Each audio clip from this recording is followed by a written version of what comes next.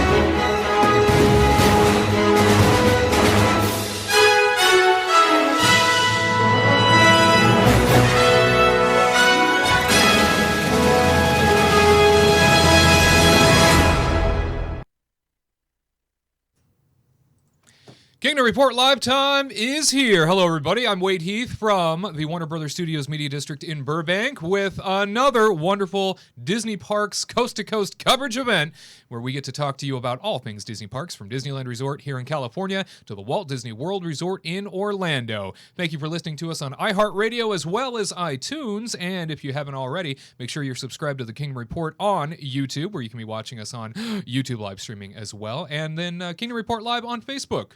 Don't want to miss that, because if you miss that, how will you see us? And then if you can't see us, you don't know our expressions. You don't know how much we really dislike each other, and that's a whole part of the program. So you want to definitely see that. I didn't know either. Sorry. I think it's pretty obvious, right? Yeah, okay, now I know. It's pretty clear. Now I know. I thought so. Who's that voice, you ask? Well, that is Tyler Crouch from AttractionFaction.net. Hey, how's it going? You know, Tyler, feeling good? Feeling like maybe this could be the best show in the history of shows? It could be. Yeah. It could be. Are you going to contribute to that? I will. I have a list of things. I did stuff.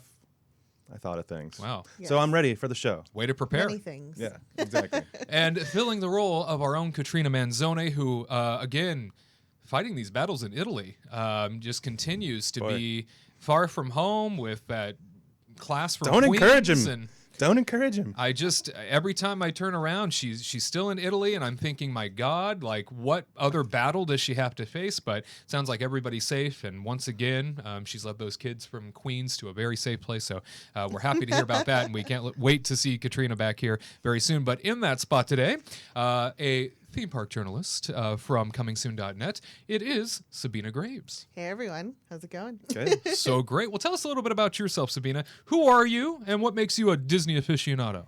Oh, well, I grew up going to the parks here in LA. I'm a LA mutt, so moved around from place to place, but my parents, always got my brother and I annual passes, and it's just been a crazy wild ride. I became a journalist a few years back and have been writing for sites like comingsoon.net, Collider, Sci-Fi, and VitalThrills.com. Very good. Wow. Well, we appreciate your expertise. About time somebody professional showed up to this show. And speaking of not professional at all, producer Curt is with us here today. Hello, Curt. How you doing, Wade? You know, Curt, I'm feeling really good on account of the fact that you're here and that you got a breakfast burrito today. Is that right? What? Of course, yes. And Corner so cottage. your ideal breakfast burrito is? I mean, like corner cottage breakfast burrito? No, I'm asking what's in What's it. in it? Yeah, what did they I put mean, in what's there? the God, I meat? thought that was a softball question, Curt. I thought you were asking the location. No, nobody No. cares about that. Tell me what's in Pinto your burrito. beans, black beans. No, it is. Here, let me put the camera back on me. So people can know. I can't do two things at once, Wade. Hold Jeez. on. It has egg, cheese, bacon, and potato. Ooh. You're very basic. I think Yeah. that's all you need, honestly. Yeah. Yeah.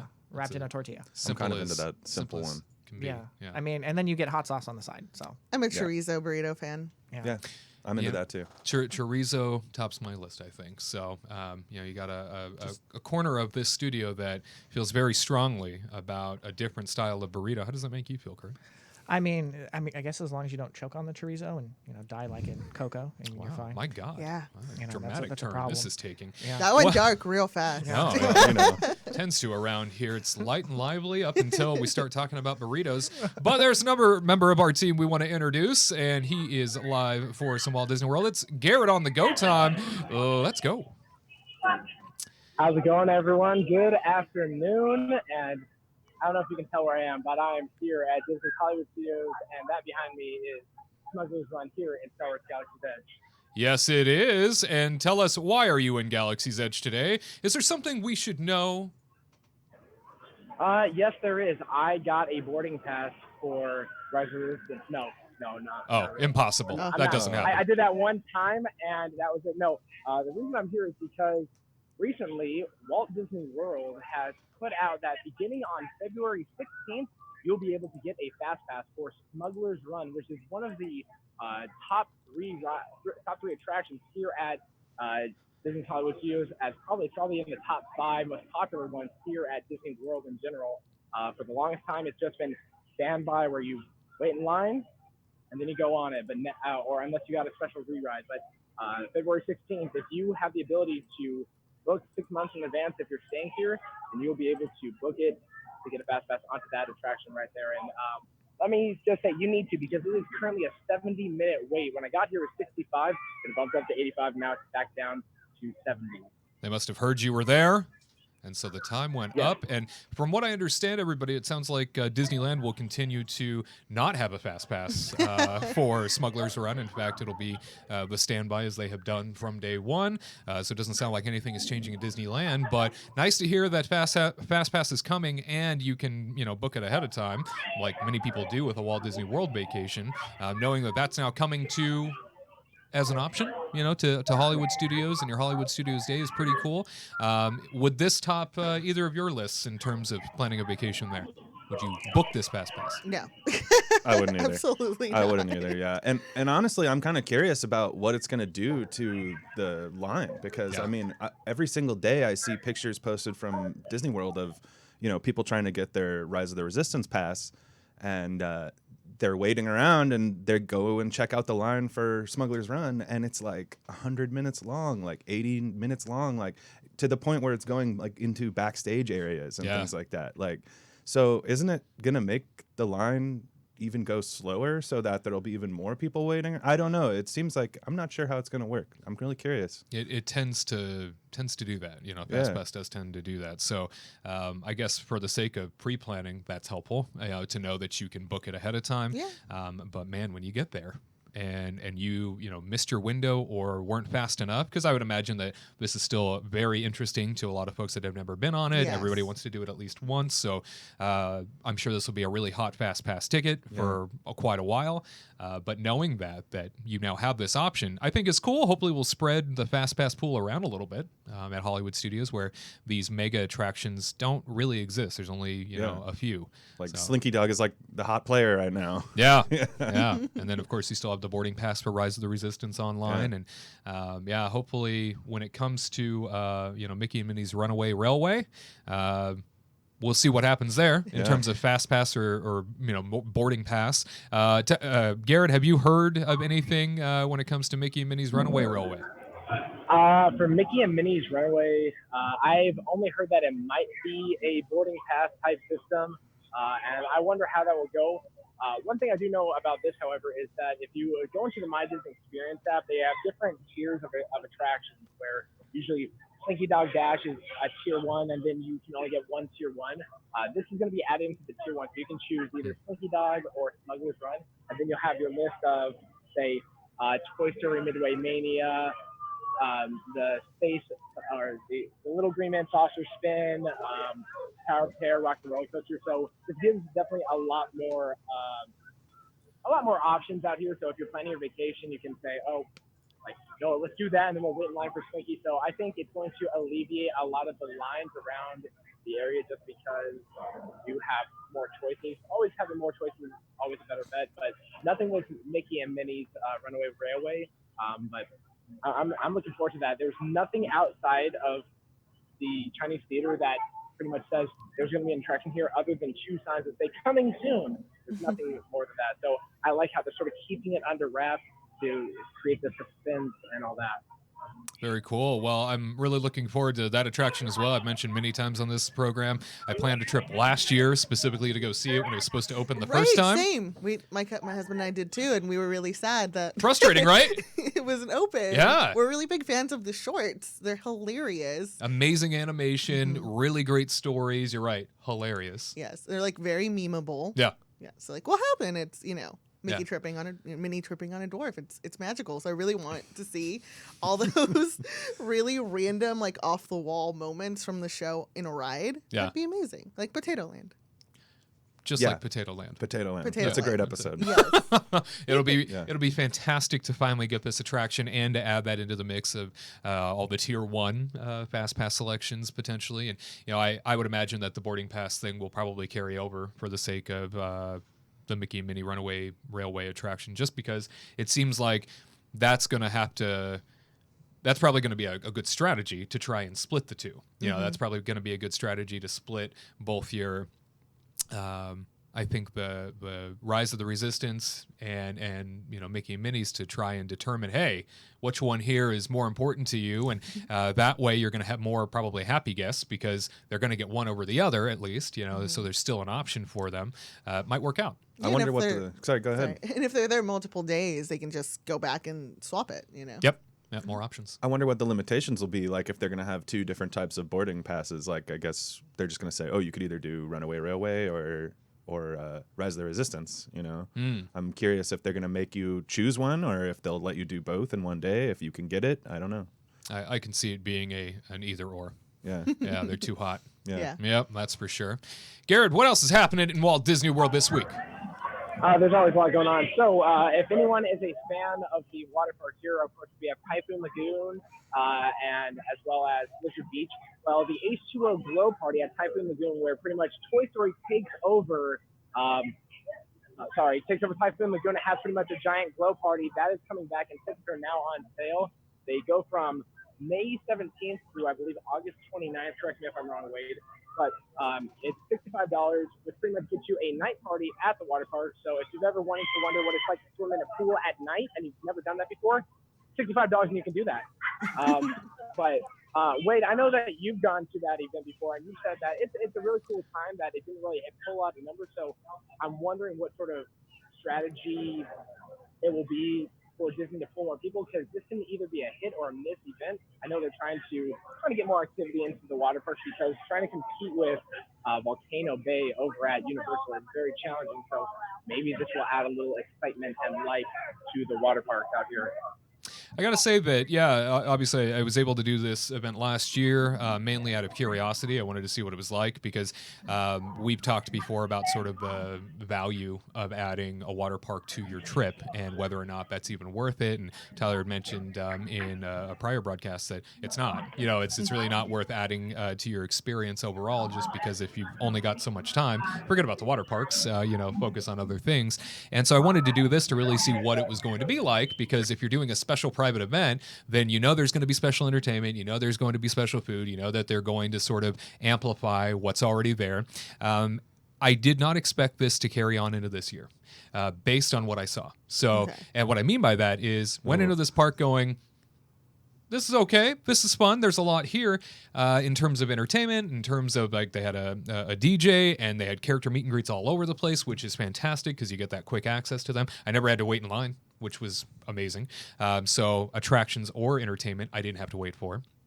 And then the special menu was, believe it or not, really inspired for a water park. Most water park menu fare is very basic, but they got creative for these parties. So I tried a little bit of everything, but the reason why I said I didn't think they were going to do it this year, there was nobody there.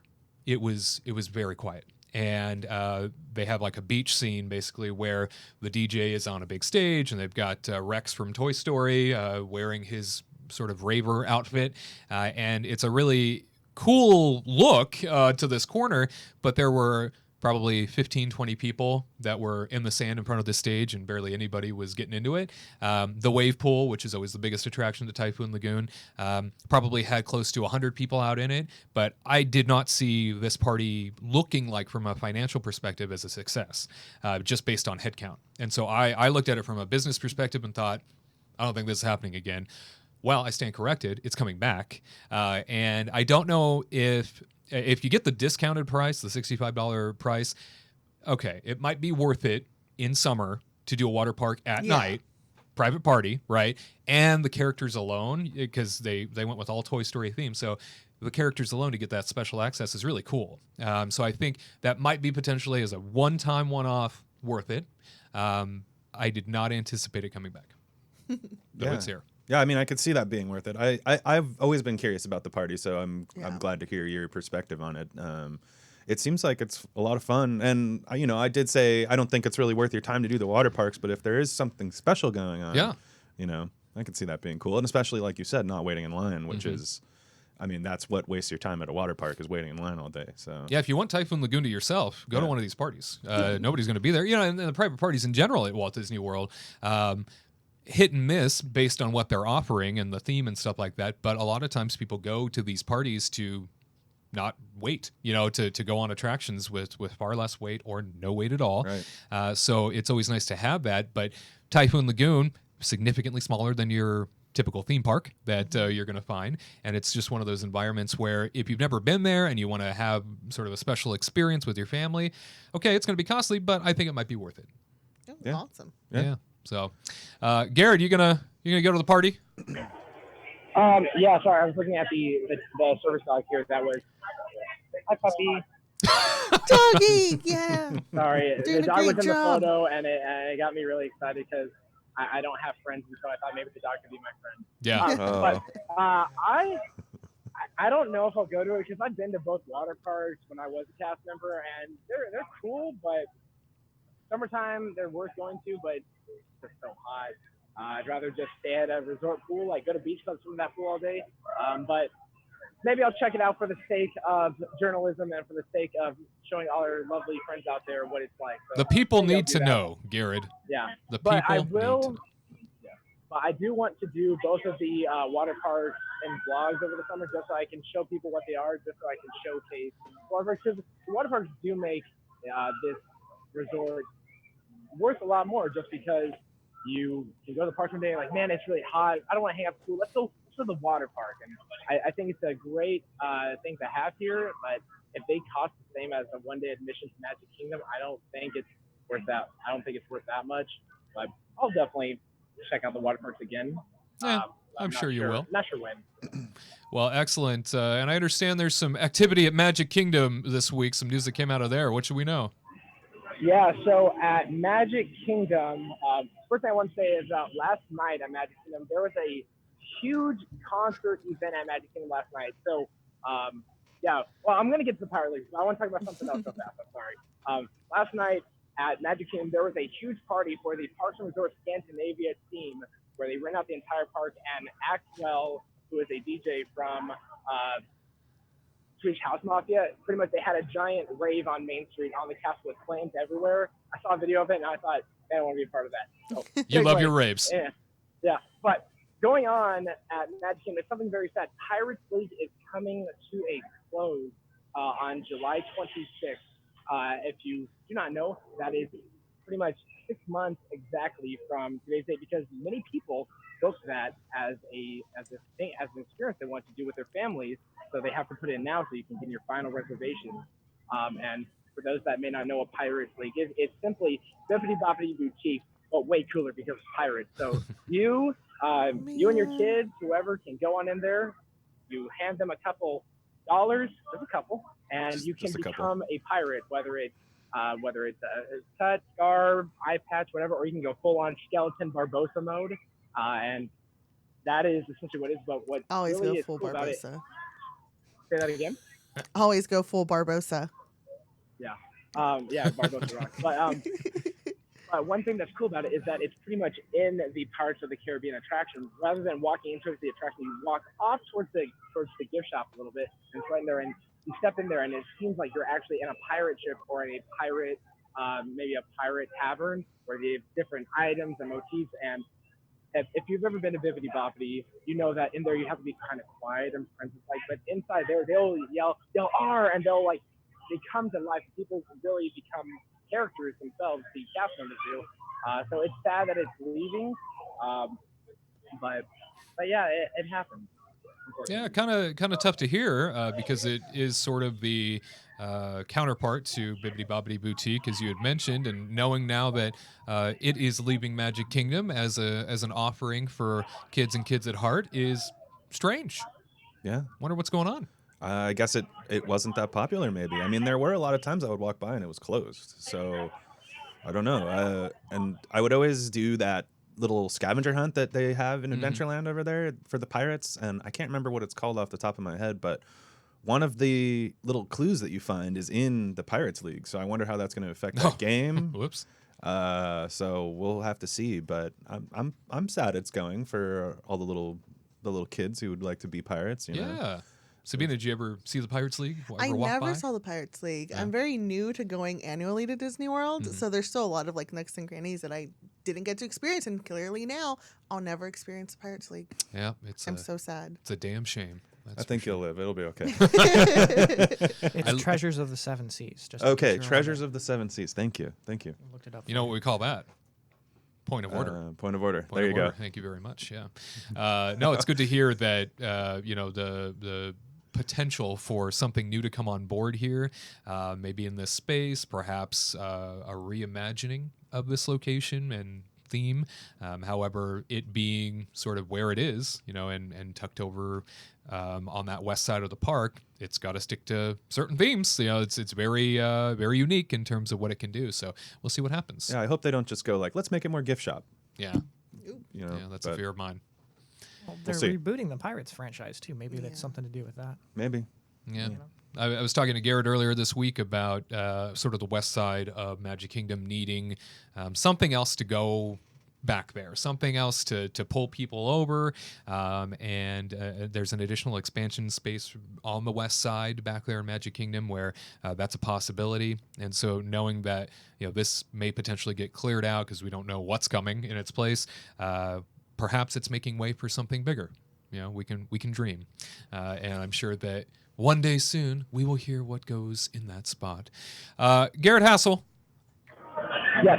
you tell us, when it comes to Star Wars Galaxy's Edge and Rise of the Resistance, all of the boarding passes lately have just been gone within the first 30 minutes of opening. Have you heard any horror stories, or do you have any tips as to how you can get those boarding passes?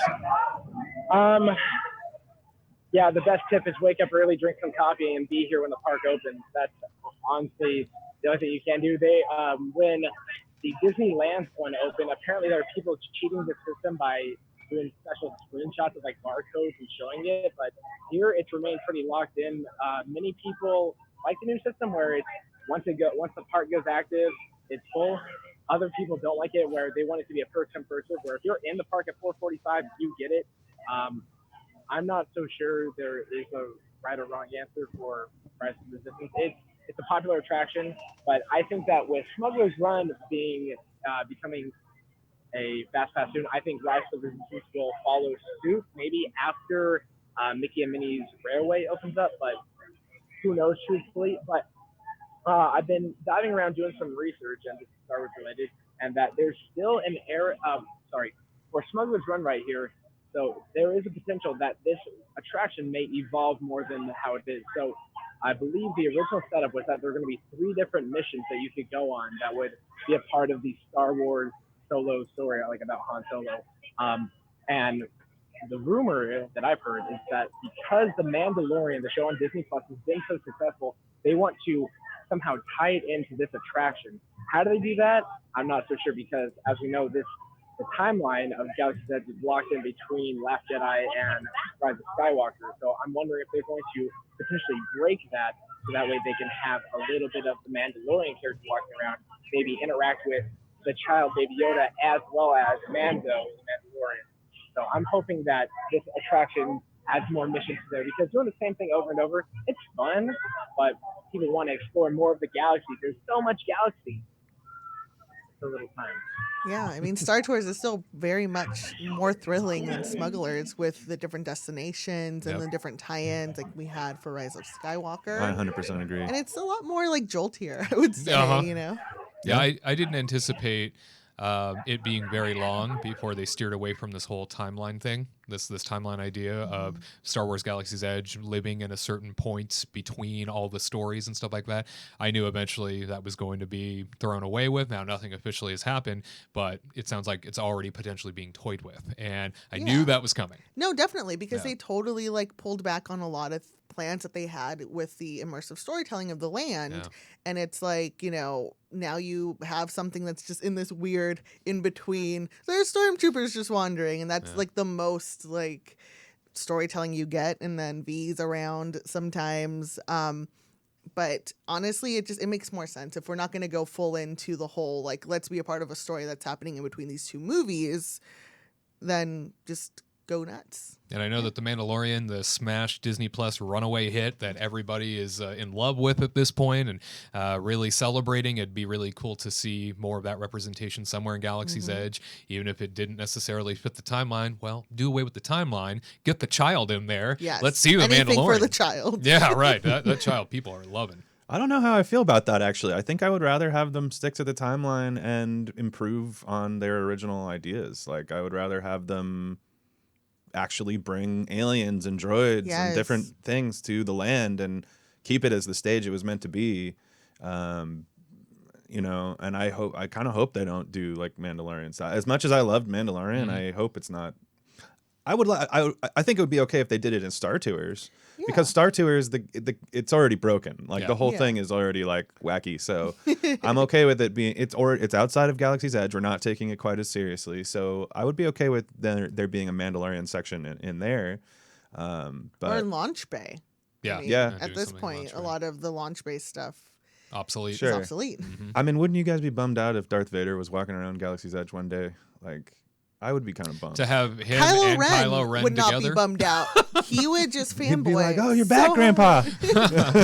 Yeah, you definitely run into those errors and continuity problems. That's for sure. I would just be really kind of bummed if they just threw it all out the window and were like, Darth Vader and Boba Fett are here, whatever. Yeah.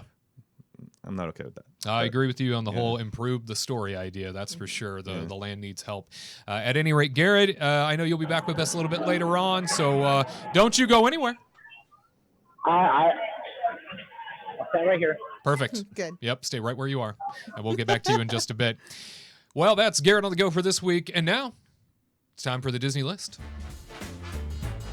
Disney List time has arrived, and this week's Disney List topic is all about the best quick service restaurants at the Disneyland Resort.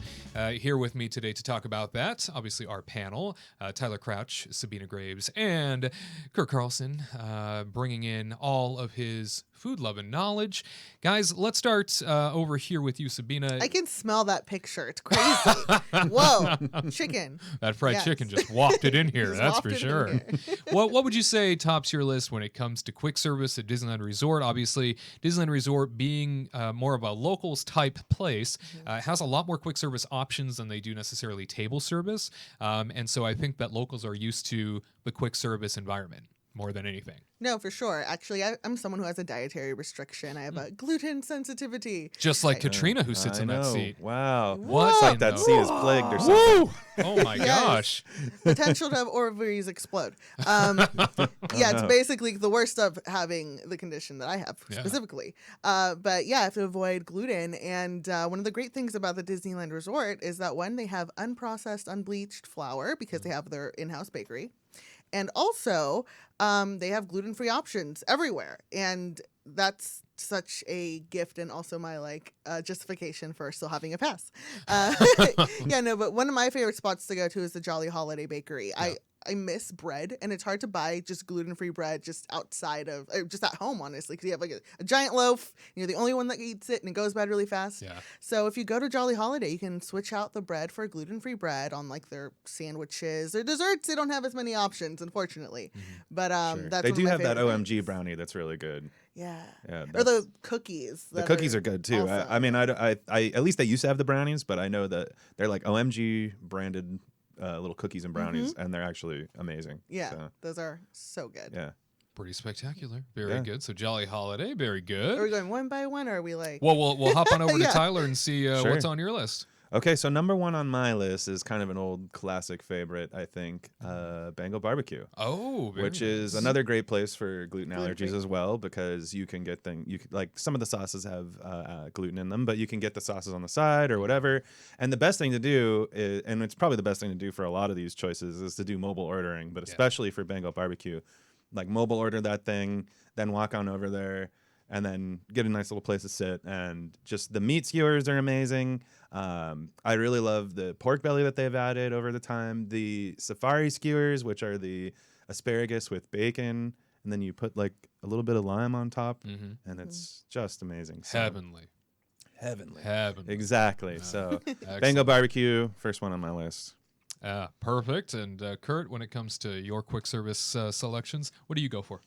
I mean, you have the picture of it right there, the Plaza Inn. I have to go with that. Oh, one. yeah. I love that chicken. It's my mouth was watering right now. I'm right there with you, Sabina. It's just so good. And If I break gluten, I would break gluten for that chicken. yeah, Do that like once or twice a year, and I'm like, chicken.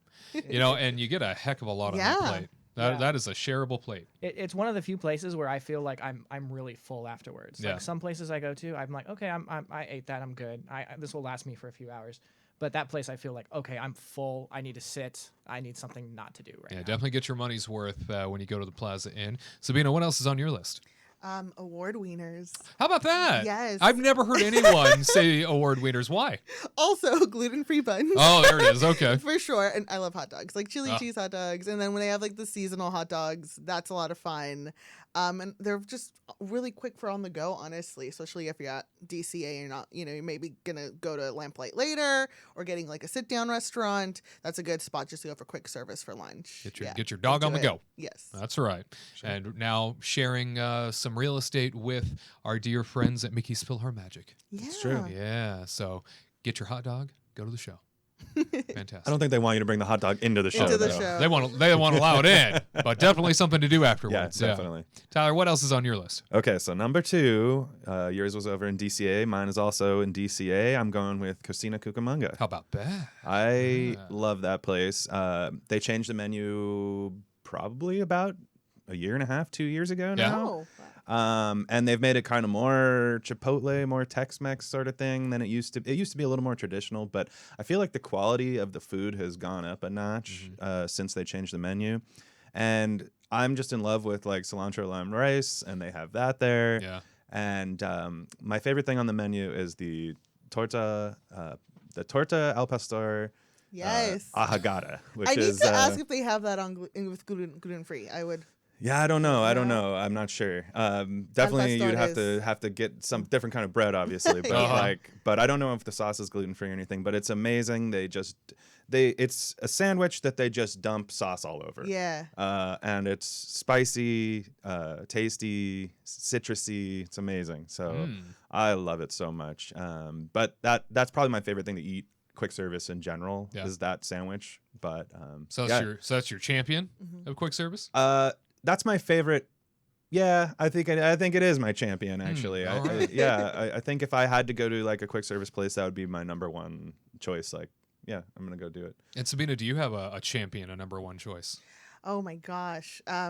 Honestly, It's a I hard like decision. Tangaroa Terrace because Yeah? it's right next to Trader Sam's. Uh-huh. So I can get, very happy with my drinks. Yeah. And then also fill up with food. They have poke bowls. I love their sweet potato fries. Yeah, they do have good sweet potato fries for sure. Yeah, Tangaroa Terrace at the Disneyland Hotel there. It's certainly something that they continue to toy with in Yes. terms of menu, functionality, space, all of that. They try to make it better every time. And I Yeah. think that they continue to succeed. My husband really liked the ramen they added to the menu recently, like the pork ramen. He was like, Sure. it's actually really filling Yeah. and delicious. And I was like, oh, that's great. I do have to say one of the best things on the menu, especially for like the sweet potato fries, is to get that togarashi aioli that they Yes, make. yes. It used to be sriracha aioli, now it's togarashi. Togarashi, Mm. But the big problem is they charge $2 for a side now. Yeah. So that's kind of a bummer. But Yeah. but anyway, you should still try the aioli. I think it kind of makes the French fries. I and- justify the aioli because I get both the poke bowl and the sweet potato fries. So it's like there's at least two different things I'm putting this sauce on. That It's makes a really sense. good portion of the sauce as well. yeah, Yeah. it is. Fantastic. Well, Tangaroa Terrace, very good. And Curt, anything else on your list? I'm gonna have to go with a Dole Whip over by the Tiki Room just because I love, especially on a hot summer's day, and you want to just go get a Dole Whip, and it just tastes so refreshing. So I mean, it's classic. Do you like to go to the Tropical Hideaway or? I like that now because they have those pokey or pocky or whatever that they put into it as well, and it's very nice. It's actually a place to sit down. I suppose before you couldn't sit anywhere. Yeah. And then they added a new animatronic over there too, so you gotta see that. Yeah.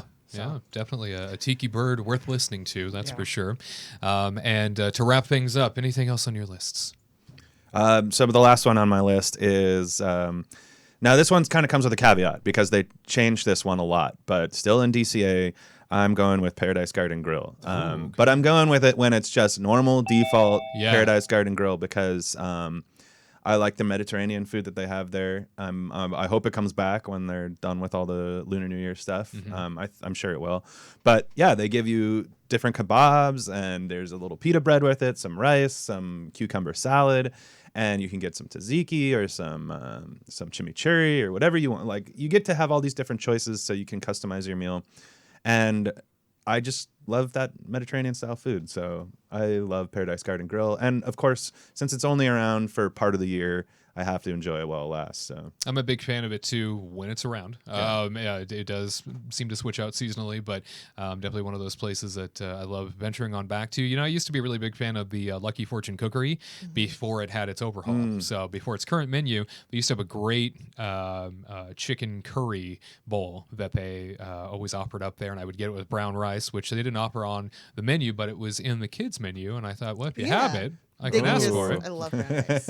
Brown rice above white rice my whole life. And so I would always ask for that. It was like my ideal go-to in California Adventure because it was so quick and those bowls were so hearty and I loved them. Yeah. They don't offer that anymore. So one of those hard things to let go of. I will also talk about something that was hard to let go of. At least I think it doesn't exist anymore. So the River Belle Terrace used to have a really late breakfast. Yeah. It went till like 2 p.m. And I don't wake up early, which is part of the reason why I haven't ridden Rise of the Resistance yet. So I would just like roll through with my friends like for a late brunch, and we'd just go sit and get breakfast foods and enjoy it. And I'm so sad. Like, is there a good breakfast quick option now that y'all would recommend? None that goes all that late. Nothing like that. Nothing past 11. Yeah. I mean, Plaza Inn. No, they do like a sit down. They do. I think Red Rose Tavern is doing breakfast now, and I think they do it also at Tomorrowland at the. Do they? It's Tomorrowland Terrace. Yeah, it's Tomorrowland Terrace. Galactic I've Grill. had their whatever. That's why I was hesitating. I was like Galactic Grill, or I couldn't remember Flavor what they called of the month. it. Yeah, right. The last time I was awake that early was for Galaxy's Edge's opening just at Disneyland, and I had a breakfast burrito at Galactic Grill. How about there that? you go. It was tasty. And what went in your breakfast burrito there? I think it was also bacon and potato and egg. Oh yeah, there you go. Yeah.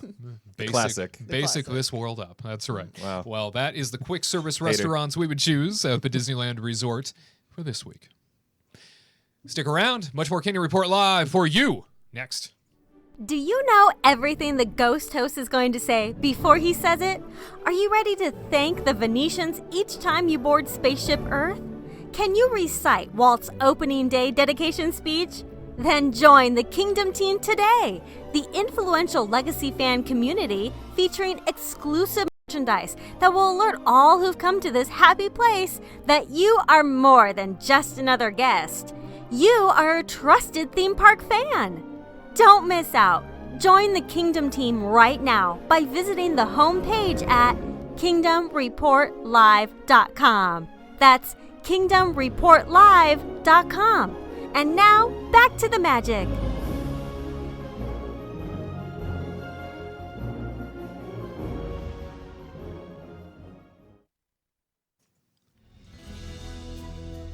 We Be Trippin' is all about our trip planning tips for you to better prepare yourself for a Disney vacation. And this week we are hopping on out to Walt Disney World, where we are going to be talking about the best ways to save money at Walt Disney World. So perhaps you're on a trip, perhaps you're planning a trip. These are some really great tips to help you in your planning process, because Walt Disney World can be an incredibly expensive place. It is for most families. It is for most individuals. It is one of the most expensive vacation experiences on Earth because dreams cost money.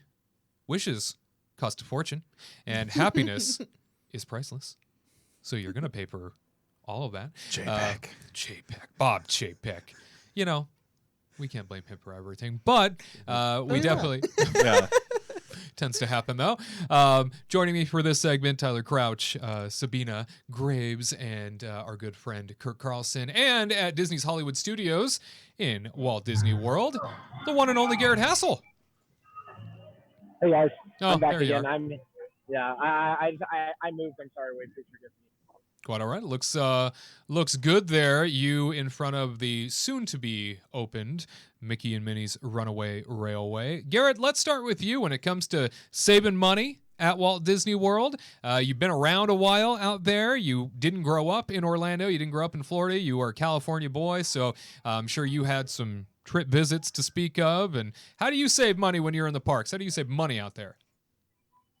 I'm gonna tell you the reasons that I'm allowed to tell you. I do some stuff that you probably shouldn't do to save money. But for me, if you have a family or you're traveling with friends, the best thing you can do is bring water with you, whether it's in a shaker bottle or a canteen or something. Bring that water with you, because at most of the Christmas, hold on one second, it's about to get really loud. Wow. I work on this show. On command. Magical. That was explosive. Wow. I would just say bring something for water, and then go to a quick service food and beverage, and they can fill it up for you, rather than buying a $3 bottle of Dasani every time you get thirsty. To save the water, go to one of those, because it's filtered water, or go to a water fountain too if you want a little bit more fiber in your diet. But that's how I save money around here, as well as I bring snacks with me, so that way I don't have to resort to spending a lot of money on food. Smart man, and I know that anytime I ever see you with us live or in any sort of pre-recorded clips, you always have a giant jug of water with you, and you're always staying hydrated. Very smart. Sabina, when you go to Walt Disney World, what do you do when it comes to saving money, and do you have any tips and tricks? Oh, man. Okay. So my husband and I have decided to no longer, at least for the most part, not do the big restaurant thing. So we messed up a lot starting out. We actually, for our honeymoon, we went to Mickey's Not So Scary Halloween Party. And one of the cool tricks that's in there, not necessarily money saving, is that you can actually just walk in to be our guest. Because that reservation slot is basically closed out to most people. So when you go in to be our guest during Mickey's Not So Scary, it's just walk-in. Oh, wow. You don't have to stress out about that 3-month thing. Yeah. Oh my gosh, I have to get the reservation. You literally just go to Not So Scary, go to be our guest. But the downside to that, which he and I discovered, was that we were too full to be about the snack life for Halloween. And that was really sad, because there were so many awesome treats and gluten-free treats that are readily available during the Halloween party. But we recently went in December, and we basically just decided to snack our way through the parks. Oh, very and nice. both just shared a bunch of different treats. We love the cheeseburger egg roll cart, is amazing. They just added the pepperoni pizza egg roll, which we had here at the Food and Wine Festival earlier this year, and we both were like, I think this is better than the cheeseburger egg roll. But no, we're still finding that out. We Highly like rated. That. Yeah. Oh, very So, nice. Snack life. Yeah, snack life. Live that snack life. Yes. And spread the wealth. Literally, spread that money, and try and find those different snacks along the way. And, Oh yeah. yeah. There's a delicious buffalo chicken tater tots plate that was over at Animal Kingdom, or actually it was at one of the places across from the Seven Dwarves Mine Train. So okay. the walk-up The little Friar's place. Nook. Yes. Yeah. Oh, very Delicious. cool. Yeah, no, I want to plate myself now. That sounds good. I'm pretty hungry, honestly. Yeah. Let's just hop over on a plane. Oh, let's go. I'm down. Let's Let's go. do it. We'll go meet Gared for lunch or Okay. dinner by that point. Sure. So tell me, Tyler, when it comes to saving tips in Disney World, what do you do? So I think an important thing, if you have a ticket package, that's 5 days, however many days, and you can kind of stretch out your stay a little bit and save that ticket package if there's a party going on that night. We kind of alluded to it earlier with the H2O party, but if there's a party happening at Magic Kingdom that night or something like that, you can go in at 4 p.m. You get a ticket for that event. Go in at 4 p.m. and spend the day at the hotel, going to the pool. Maybe that's your pool day. Just lounging around because everybody needs a rest day too. So whatever you want to do, then you go in at 4 p.m. Enjoy the party. You get to have low lines. You get to do your cookies during Christmas or get the candy during Halloween. And again, it's 4 p.m. So it's going to be a cheaper ticket than a full day would be. So and if you have multiple tickets, be sure they scan the party ticket. So we accidentally had them scan our next day ticket when we went to Mickey's Not So Scary, and we woke up early for Flight of Passage, and they were like, "Your ticket's not working." And we were like, "What?" Oh no! So no, bummer. Yeah, but yeah. So that's sorry. Go ahead. I was like, they just fixed it though. So yeah, well, that's good. Yeah. That's good. They should. But that is my number one tip for saving money. Just use that party.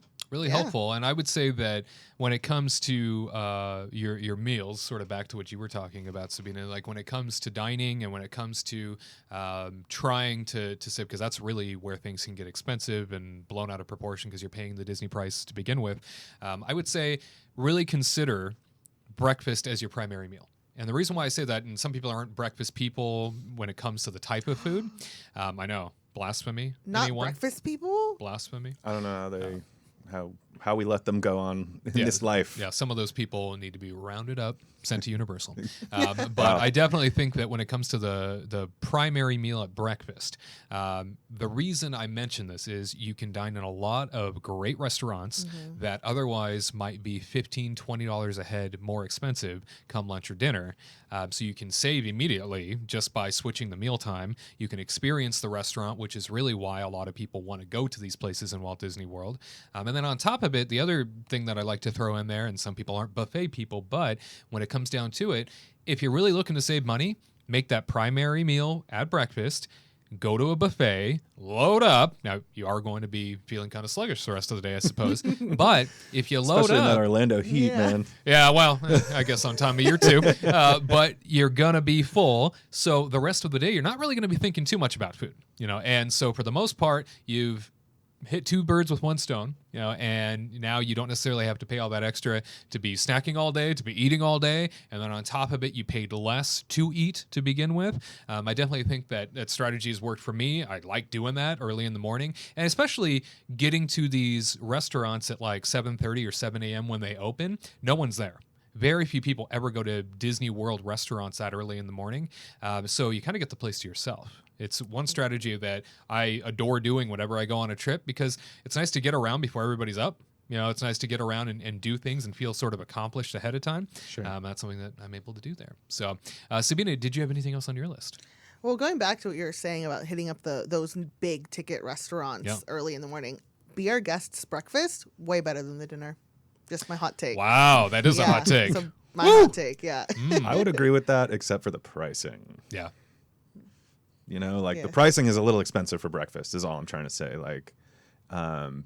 But I agree think with for you. what you get. You think? Yeah, I'd agree with that too. But I do think the food wise though, the food is 100% better at breakfast. I 100% agree. Yeah, it's unfortunate.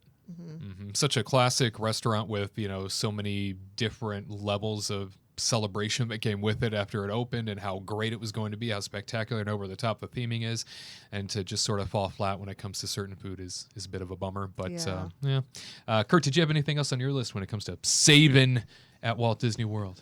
So what my wife and I like to do when we go is to make sure to eat at the hotel as much as often. If you're staying on the resort, the hotel food is so much cheaper than the park food. They have a pizza you can get for like $15, feeds 4 people. You're not going to be able to feed 4 people for $15 inside the park anywhere, really.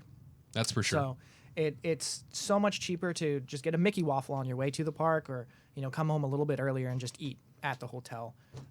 It's so much cheaper, and you can get those sippers as well for your whole vacation for I think $15 or $20, and it's refillable the whole entire time you're there. Oh, the refillable mugs for the resorts, yep. Yeah, so those we get those every time, and we come home a little bit earlier, fill it up before we go to bed, and we have something to drink before we go. Yeah, I mean, if you're sticking around at your resort, 5 or more days, that $20 mug, if you spend time at your resort, is totally worth it. I think just for the sake of leisurely going back and forth, to your commissary building and filling up if you want to. But I tend to I tend to not spend too much time at the hotel. I don't necessarily stick around all that long. So I don't buy one anymore. I used to because I was like, oh, this is a great value. I'm going to use it all the time. And then the reality was I never really used it. And they sit in your cupboard. Yeah. Just then it becomes a collector's item. Well, a lot of times too, you'll like if you're at Riverside or something, for example, which is like the largest resort in the world, I feel like and you're like all the way in the back, and you have to get to the lobby to get your soda. It's like sometimes it's not worth it. I mean, I guess you can go on the bus that they have on there in the little section, but just to get a drink, please no. I definitely see it being worth it to a bunch of people. I get it. I can see that too. Yeah. Tyler, what else is on your list? Okay, so my number 2 is bring your own ponchos, honestly, because pretty much every time I go to Orlando, it rains. And when you're there at the parks, you're going to be spending like, I think it's like $13 or $14 a poncho almost. And you can spend that much you can go on Amazon right now, spend that much, and you'll get a pack of like 20 ponchos. To me, water, like Gared was saying earlier, water is a big one that costs a lot of money. Ponchos cost a lot of money too, and people kind of forget that you're going to be miserable if you forget one, and then when you do forget it, you're going to be miserable that you paid so much for one. So yep.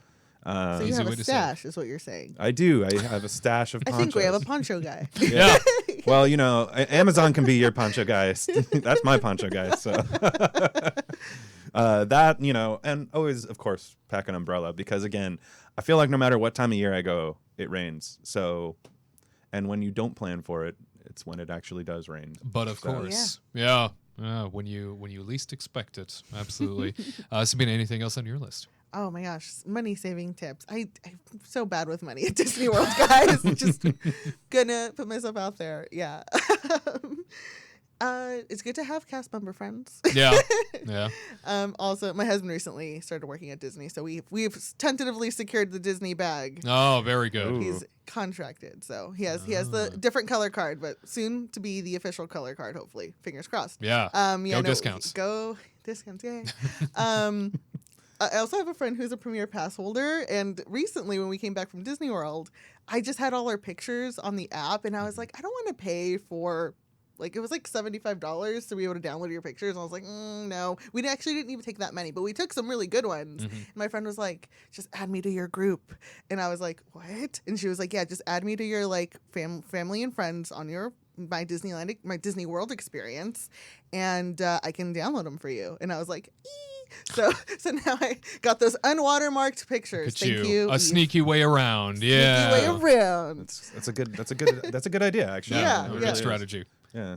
It's allowed. Might as well do it. Exactly. And I think that when it comes to value resorts and staying, and it all depends on what you want out of your trip. But if you're somebody that wants to go crazy commando, hit those parks early and just go and experience everything that the parks have to offer, I will always stay in a value resort because of that. Value resort being the lowest tier of resort, the cheapest that you can find. I try to always find a discount in that process, whether that be a spring and summer savings discount or offering some sort of room reduction. A value resort to me is just fine, and I'll find my way to the parks, I'll find my way to the restaurants, and just spend the majority of my time away from the room. I just need a place to crash. I just think that the benefits of the parks and the benefits of staying later because you're a resort guest and maybe getting up earlier because they'll offer those extra magic hours are really beneficial. It's nice to have that, and then you've got your Disney bus transportation, stuff like that you can rely on if you so choose. But staying on property, always a great value. I think rather than staying off property, that value resort option is certainly something that I tend to do more often than any other level of resort stay, just because I can spend that money on something in the park or to eat more. I think it's worth it. Yeah. Yep. Yeah. And we'll jump back out to Gared in Walt Disney World. Gared, do you have any other tips as to how to save some money out there? If you have the cash, I've heard that the Disney dining plan package can be worthwhile if you know how to use it right. But other than that, if you're coming out here, it sometimes is cheaper to Uber than it is to park. Just because parking can be $25 a car, so Ubering might sometimes be cheaper. But for me, I can't say a lot of my reasons for saving money because they're not the best. Well, they're good for me, but not good. I'm going to end it at that. He's a terrible person secretly, and we never even knew. But no, great advice. Yeah, sometimes when it comes to those parking fees, especially, I think that sort of nickel and diming for those things that aren't necessarily providing you much value. I mean, the parking spaces are going to be there tomorrow. The parking spaces have been there for years, and you're paying $25 to put your car in it. I get it. It's something that they request. You don't have to have your own car when you go to a place like Disney World. But, getting an Uber or a Lyft is probably going to be a lot cheaper than $25 if you get around property from one of those resort hotels. Yeah, definitely. That's for sure. At any rate, those are just some of our money-saving tips when it comes to the Walt Disney World Resort and our vacation time. Let us know what some of your tips are. I'm sure everybody has a different version and some of the things that they picked up over time. Let us know both on Facebook and Instagram at Kingdom Report Live, or you can comment underneath this very video if you're watching on YouTube. Stick around. More Kingdom Report Live next. Hey, Kingdom team, do you need more magic in your life? We understand, which is why we connect you to more of what makes you happy 3 times a week. Catch our theme park coverage, vlogs, and reviews every Tuesday and Thursday. And experience the Kingdom Report Live, streaming every Saturday at 3 p.m. Eastern, 12 p.m. Pacific. That's new content every Tuesday, Thursday, and Saturday, crafted with you in mind. Don't miss out. Be sure to subscribe and activate notifications at The Kingdom Report on YouTube. And catch every update throughout the week at Kingdom Report Live on social media. See you there!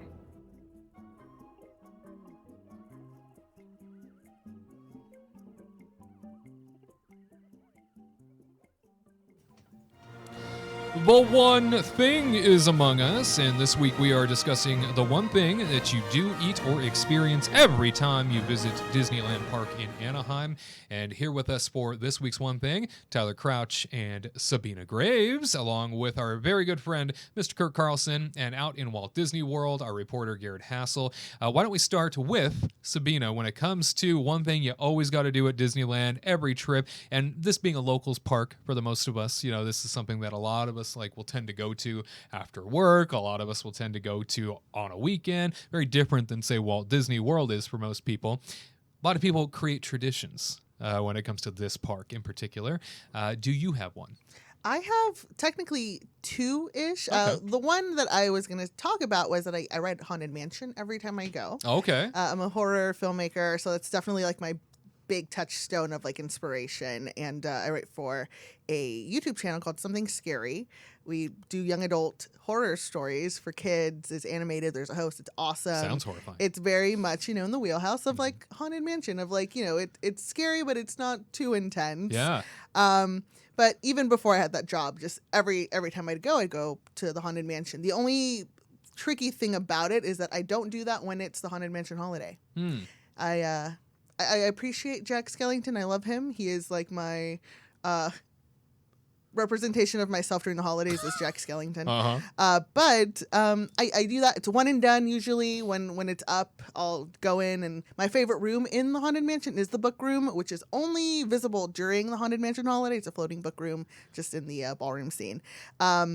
But the thing I do every time, it's very small and it's really corny, is I say goodbye or goodnight, Walt, whenever I walk by the fire station. That's very sweet. I know a lot of people that do that and are very open about sharing that too. Yes. What is it about the Haunted Mansion holiday that turns you off where it's one and done? The line. Oh, yeah. No, okay. Yeah, there you It's the go. line. It's the fast pass availability. I'll do it if there's a decent fast pass. Sure. I think I did it 3 times this past holiday season. I was like, oh, this is a lot for me. Yeah, because with the horror stuff, you definitely struck me as a lover of Nightmare Before Christmas, so I was surprised. But at the line, it makes sense. It's not the Nightmare Before Christmas. It's the line. Okay, got it. Death Before Standby. I like that. I like that. That's really good. And with a last name like Graves. Oh, yeah, works out. Very fitting. Yeah. Well, Tyler, how about you? One thing. So the one thing that I really like to do every time I go that I end up usually getting to do actually is going to Disneyana. Oh, very cool. which is right at the front of the park there. It's right across from the fire station. It's in the same building that, of course, Mr. Lincoln is in. And I don't know, Disneyana, it's great. It's a lot like Wonderground, we were talking about recently, where you just get to go in and see different styles of illustrations, and I love it. They have statues in there too that I love looking at, like the new statues that come out. You never know. It's fun to go in there and see when new things come out, because it's not like it's announced or anything. You just figure it out when you go in there. So I like to go and see all the new stuff that comes. And then on top of that, it's usually the place where they're going to do like the pass holder like merchandise or whatever. So I'm going to have to go in there and see if there's any shirts or hats or whatever they're going to have that time. So Disneyana is one of those places that I just have to go to. And of course they have the little exhibit next door too, which I'm not sure what it is right now, but that's why I have to go in again next time I go in there. So it's been a while since I've been to Disneyland now that I think about it. But yeah, Disneyana. Cool. Yeah. Curt, how about you? One thing that you always do at Disneyland. So I it's kind of weird, but my wife and I always go on Mr. Toad's Wild Ride. Okay. always Cool. have Cool to go on that. tradition. That's Yeah. not weird. That's Yeah. awesome. Yeah. Yeah, I don't know why I like that ride so much, but it's just Me a fun too. ride to go on to. And I always make my wife drive and pretend like she's driving like a maniac. And it's just something we do. I'm like, oh, God, what are you doing? No, don't go in here. What are you? You Stacy, pin the you're death wild. on her? Yeah, Is what exactly. you're saying? Exactly. I'm like, you killed us again. Nice going. Wow. You know, To again, hell with both of you. Yeah, we're dead. Now, well, and it's just such a weird why that it ends in hell. Yeah. Yeah. It is That really would not- strange, especially because it didn't happen in the actual Yeah. like illustration. It didn't happen in the animation. It doesn't so- make any sense. Yeah. So that, I mean, I don't think that would fly today. And I hope at some point they do revitalize it, and make hell more hellish. I don't. I hope so too. I mean, well, it's so amazing when you go in there and it's hot. You Yeah. know, that's the really cool thing about it. Is you're like, it blew my mind as a kid. I was More like, wow. hellish. I like that. Yeah. Hell isn't an accurate representation of what I think is the real place. I need it kicked up a notch. Exactly. Some, laser projections and, some more demons. More judges, more demon judges. Chernabog. Well, let's jump out to Walt Disney World at Disney's Hollywood Studios. Gared Hassel is standing by. Hey, when you visit Disneyland, which is few and far between, but I know it's your favorite park, when it comes to visiting the park, what one thing do you always do? I have two. Can I say both of them? Oh, I or guess. no? Okay. So one of them has been a long-standing tradition that I've done ever since I was a little boy. And the other one I've been doing now that I'm a big boy. So now more in the past few recent years, every time I go with Ariel, my girlfriend, if you didn't know out there, I have a girlfriend named Ariel. I love her very much. But we go on Storybook Canal at night because it's just a little bit more romantic. It's a little cooler out. It's just a little more enchanting. So we do that at night. But the thing I do every single time without fail is I do a grand circle tour on the Disneyland Railroad. I just love it because I grew up loving trains, and it's so much better than Walt Disney World. I'm sorry, but it is. It's longer. It's bigger. There's more story to it, and how can you pass up the Grand Canyon diorama, the world's largest diorama? So I love the Disneyland Railroad just because of the nostalgia for me, and it's just so fun to be like, all aboard, like now boarding at Mickey's Toontown, yeah, all that stuff. Well, I think you should re-record all the narration Yes. for the Disneyland Railroad, and maybe even do the Walt Disney World Railroad and bring some animation to it. No, not for you. No, I'm okay, thank you. I'm gonna leave the I think, is it Jack Warner or Wagner who does it? I'm gonna leave it to the pros that Disney pays. You'll lots just more ride. money than me. Well, very good. Excellent. One thing that I always tend to do whenever I go to Disneyland, as long as it's running, I will always board the Mark Twain riverboat for a sail around the rivers of America. I don't know why. To me as a child, that was the most boring thing you could have possibly done. But I want to say around probably 18, 19 years old, I started going on Mark Twain riverboat. Loved how peaceful it was. It's just a great way, I think, to be in the middle of all the magic and to see it from a different perspective, because obviously you're out on the water. And so that perspective of the park, I think, is really picturesque. And to be able to see all the people and to be able to see all the theming at a distance makes me appreciate it that much more. I think that's why I get on every time, because it's my way of being not necessarily detached from the magic because I'm in the middle of it, but my way of being able to see things from a different perspective and really enjoy it a little bit more, because I'm not trying to like look up at it and worried about a stroller hitting me in the, you know, the ankle and me tripping on somebody that's in front of me who just stopped to look at their phone. And I don't have to worry about that when I'm out on the Mark Twain riverboat. So that's something that I tend to do on every trip. A lot of times at night, if I'm going in the evening, it shuts down early, and a lot of times it'll be off limits for the sake of like Phantasmic and stuff like that. So I can't do it every single trip, but that is something that I consistently do. If it's open, I'll be on it. Yeah. And it's like a low barrier to entry too. Like usually if you see the ship there, you just walk right on. There's no line, you know, that you have to wait through for 30 minutes or whatever. That's a big sell point to me, by the way. Yeah, Yeah. One of the main reasons why I think I do it so often is because I don't have to worry about it. Kind of like you with Haunted Mansion, you know, like during the rest of the year, that thing loads pretty well, and pretty consistently and pretty efficiently, and you don't have to worry about it. But you're right, Haunted Mansion Holiday, oh my gosh, don't go near it. Yes. You'll be waiting for an hour and a half. When I went to Disney World in December, I was so excited because I was like, I get to experience Haunted Mansion in December. Yes. Yeah, it's true. You know, and then I was aware of how Mansion's going to be closed for an extra long time this year over here at Disneyland for some refurbishments, that I was like really stoked to ride it at Disney World. And the line was really long, and there were people wondering if it was Nightmare Before Christmas. And I was like, no, get out of line. What is happening? Yeah, go find something else to ride. Steer clear. Well, excellent. So that is the one thing for this week.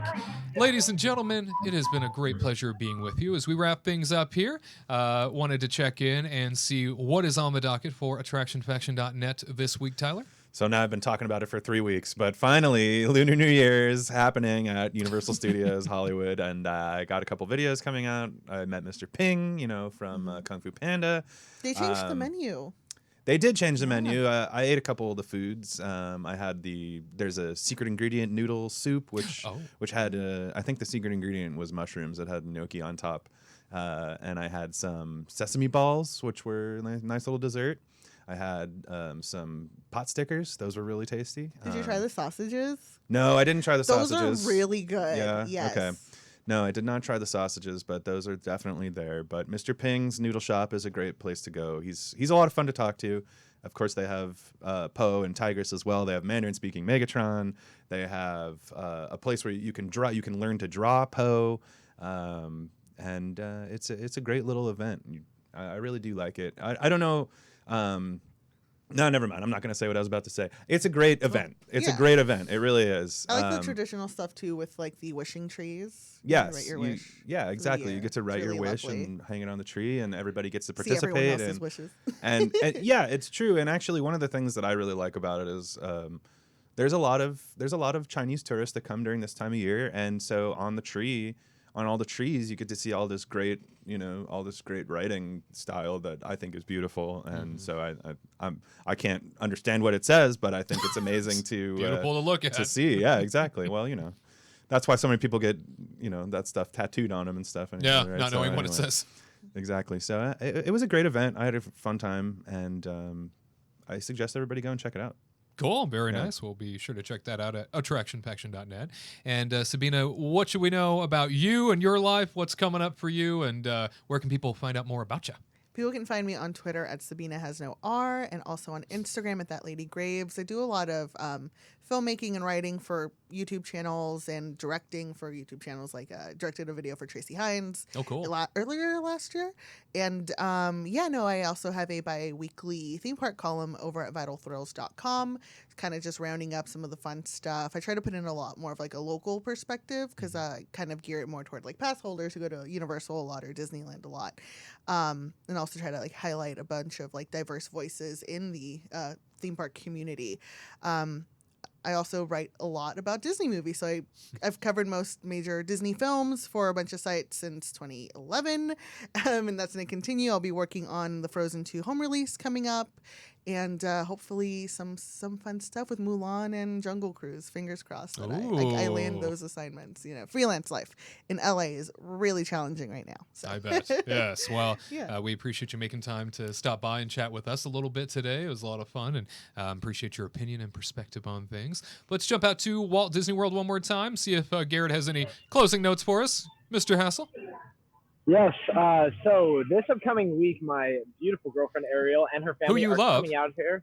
Yes, who I love, if you didn't know. She and her family are coming out here because her sister is taking part in the dance competition that's going to be going on at ESPN Wide World of Sports. I will not be going to that because I don't have to. Oh, because my girlfriend's not dancing. No, it's just I love watching dancing, but but she'll be out here, so we'll be doing vlogs of us going through Epcot and just experiencing. It'll be a couple vlogs. It'll be very cute and romantic. Oh my! But aside from that, I'm moving my apartment soon. Don't know why I'm telling you guys that, but I just want to tell you that I'm moving. And what new street are you moving on to? What's the address? So I'm moving on to the corner of if you want to send anything, please send it to Wade. Yeah, right. Yes. But no, other than that, new video coming out this Thursday. It's going to be of something different at Disney. It's not park related. It's something else. I gotta leave it on a bad cliffhanger like that. But yeah, stuff's going on. Yeah, we got stuff happening. You know how to tease, don't you? My gosh. Yeah, we got cookies in the oven. Well, if that isn't the biggest hint, we've got cookies in the oven. Cookies. Thank God you didn't say a bun in the oven, because you love that girlfriend of yours, right? I do love her so much. I love you, Ariel. Wow. But not enough to go see the dance. Yeah, not enough to. She's not dancing. I know she's not dancing. It's her family, though. It's her family. No, it's just her it's just her sister. Okay, sure. And Madeline's great. Okay. Madeline, you're great. But if Ariel's not going to watch the dancing, why would I go watch the dancing? Okay. If she's not going, all right, fair. You don't have to justify it. But for those people watching who will be going to watch the dancing, go watch his family. And that's right. You folks are going to have a great time with the dancing. Be sure to do all your jazz squares. I can't show you my feet, but we got stuff going on. Dancing all around. Oh. Let's see how high you can jump. Yeah, show us how high you can jump.